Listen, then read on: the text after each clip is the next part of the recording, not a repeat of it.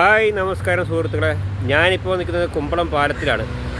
അതായത് നമ്മുടെ എറണാകുളം ജില്ലയും ആലപ്പുഴ ജില്ലയും ബന്ധിപ്പിക്കുന്ന പാലമുണ്ടല്ലോ, അതിലാണ് നിൽക്കുന്നത്. ഞാനിപ്പോൾ ഈ ഒരു രണ്ടാഴ്ച മുന്നേ തന്നെ ഇതിൻ്റെ അടുത്ത അപ്പുറത്തെ ലൊക്കേഷനെ വെച്ച് ഒരു വീഡിയോ ചെയ്തതാണ്.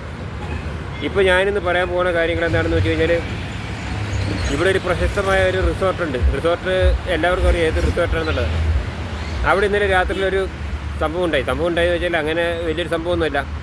ഒരു വയസ്സായ കളവനും കൂടി ഇന്നലെ രാത്രി വന്നു.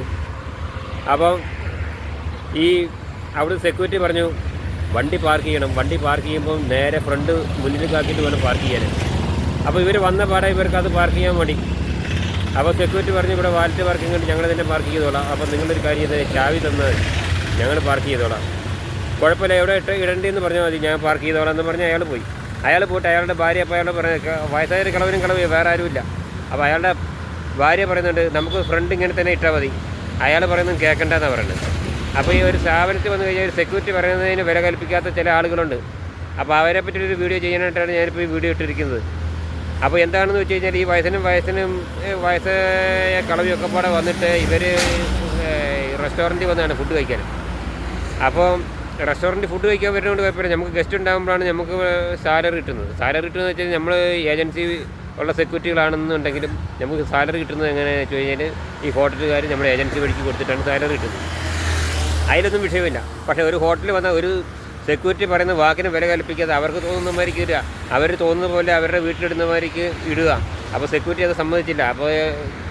അപ്പോൾ ഇതിങ്ങനെ വർത്തമാനം പറഞ്ഞുകൊണ്ടിരിക്കുമ്പോൾ സെക്യൂരിറ്റി നമ്മുടെ എസ് ഒ വന്നു, അവിടുത്തെ ASO, അവിടുത്തെ അഡ്മിനിസ്ട്രേറ്റീവ് സെക്യൂരിറ്റി ഓഫീസർ അവിടുത്തെ ഈ റിസോർട്ടിൻ്റെ.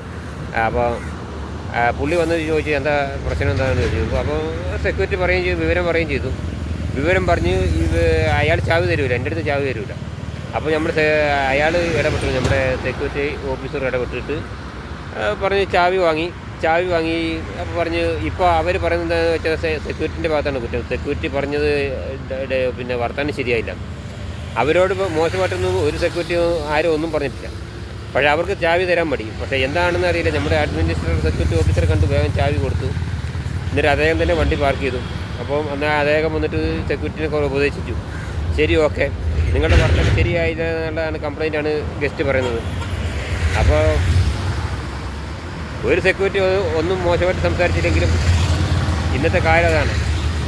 അപ്പോൾ എന്താണെന്ന് വെച്ച് കഴിഞ്ഞാൽ ചില ആൾക്കാർക്കൊരു വിചാരമുണ്ട്, അവരുടെ ഹോട്ടലിലായാലും ഏതൊരു സ്ഥാപനത്തിൽ വന്നു കഴിഞ്ഞാലും അവരുടെ അണ്ടറിലാണ് ഈ ഹോട്ടലോ അല്ലെങ്കിൽ മറ്റുള്ള സ്ഥാപനങ്ങൾ ഓടുന്നത്. അപ്പോൾ ഒരു പാർക്കിങ്ങിൽ പാർക്ക് ചെയ്യുന്ന അവരുടെ ഇഷ്ടത്തിനാണ്. അവർ പറയുന്നവർക്ക് പിന്നെ അവിടെയുള്ള മറ്റുള്ള സ്റ്റാഫുകളും ചെയ്യണം, പിന്നെ അവിടെയുള്ള സെക്യൂരിറ്റികളും ചെയ്യണം.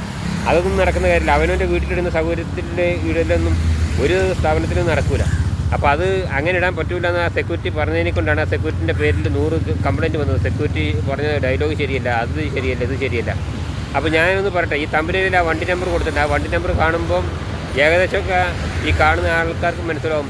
അപ്പോൾ ഈ തന്തയും തള്ളയും ഇത് കണ്ടുകൊണ്ടിരിക്കുകയാണെങ്കിൽ അവർക്കും അത് മനസ്സിലാവും എന്തിനാണ് ഇങ്ങനെ ഒരു വീഡിയോ ചെയ്യാൻ കാരണം എന്ന് വെച്ചാൽ. പക്ഷേ ഇതൊന്നും വിട്ടുകൊടുക്കാൻ പറ്റില്ല. ഇങ്ങനെ ഒരു കസ്റ്റമർക്ക് അഹങ്കാരം പാടില്ല.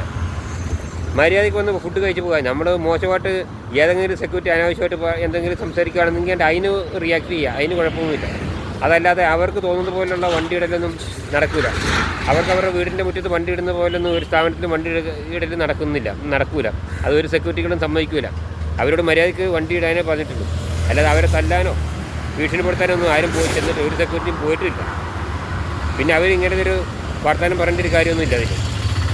അപ്പോൾ ഞാനിത് പരമാവധി ഷെയർ ചെയ്യാൻ കാരണം എന്ന് വെച്ചാൽ ഇത് എല്ലാവരും അറിഞ്ഞിരിക്കണം. ഏതൊരു സ്ഥാപനത്തിൽ വന്നു കഴിഞ്ഞാൽ ഗസ്റ്റുകളുടെ ഒരു വിചാരമുണ്ട്. പിന്നെ പണമുള്ളവനാണെങ്കിൽ അവൻ്റെ കീശയിൽ വെച്ചാൽ അവരുടെ അഹങ്കാരം കാട്ടും.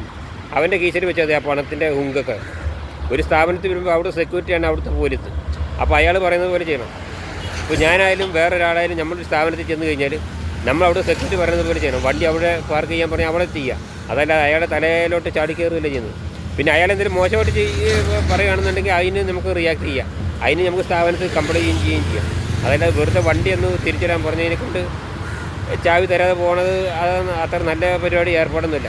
അതൊക്കെ അവനൊരു അപ്പോൾ അങ്ങനെയുള്ള ആൾക്കാർ അവരുടെ വീട്ടിൽ കുത്തിരുന്നാൽ മതി. അല്ലെങ്കിൽ ഇവരുടെ മക്കളുണ്ടാവും. ഈ മക്കൾ ഇവരെ പിടിച്ചവിടെ ഇരുത്തുക. വയസ്സാം കാലത്ത് റെസ്റ്റോറൻറ്റിലേക്ക് ചായ കുടിക്കാൻ പോകുമ്പം അതനുസരിച്ച് അവിടെയുള്ള സ്റ്റാഫുകളായിട്ട് ഇടപെടാൻ പഠിക്കുക. സെക്യൂരിറ്റി പറയുമ്പോൾ സെക്യൂരിറ്റി പറഞ്ഞത് കേൾക്കുക. ഫുഡ് കഴിച്ച് ഇറങ്ങി പോകണമല്ല. അപ്പോൾ ഇങ്ങനെയുള്ള ഈ കളവിനെയൊക്കെ ഈ കയറൂര് കാളേനെ പോലെ കെട്ടഴിച്ച് വിടുമ്പോൾ അത് ഒരു അവരുടെ മക്കൾ ആലോചിക്കേണ്ട കാര്യങ്ങളൊക്കെയാണ്. ഇത് ഇത്രയും പറയാൻ കാരണം എന്താണെന്ന് വെച്ചാൽ അത് അത്ര ഫീൽ ചെയ്യുന്ന കാര്യമാണ്. കാരണം ഇതൊന്നും മേലെ ഒരാൾ ചെയ്യാൻ പാടില്ല. വേറൊന്നുമില്ല, ഇത് ശരി. ഇത്രയും പറഞ്ഞ് ഞാൻ വർത്തമാനം നിർത്തണം. ഓക്കെ, എല്ലാവർക്കും ഗുഡ് ബൈ.